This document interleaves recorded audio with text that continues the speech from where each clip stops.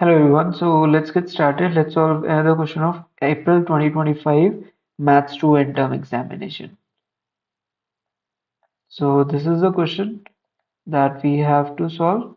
In this question, what they have mentioned, they have given us a square का जो है, a square is nothing but 2i के बराबर दिया हुआ है, ठीक है? A square has been provided as nothing but 2i, okay? And b square क्या दिया हुआ है हमें 3i के बराबर. तो a क्या हो जाएगा? Determinant of a will be equal to, भाई ए क्या है? 4x4 का मैट्रिक्स है, ठीक है? अगर 2 अंदर मल्टीप्लाई हो रहा है तो क्या हो जाएगा?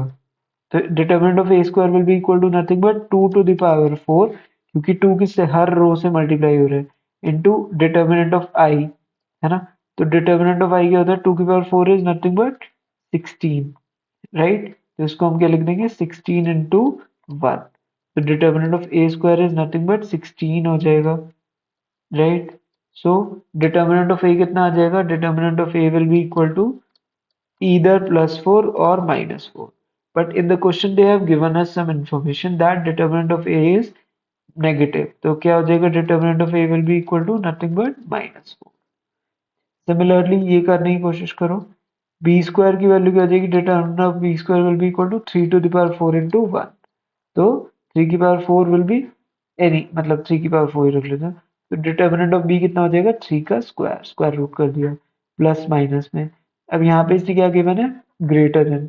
तो इसका मतलब determinant of b will be equal to nothing but plus of 3 square that is 9. अब क्या बोल रहे हैं वो? We have to calculate determinant of A B. तो डिटर्मिनेंट ऑफ ए बी आपको निकालना है.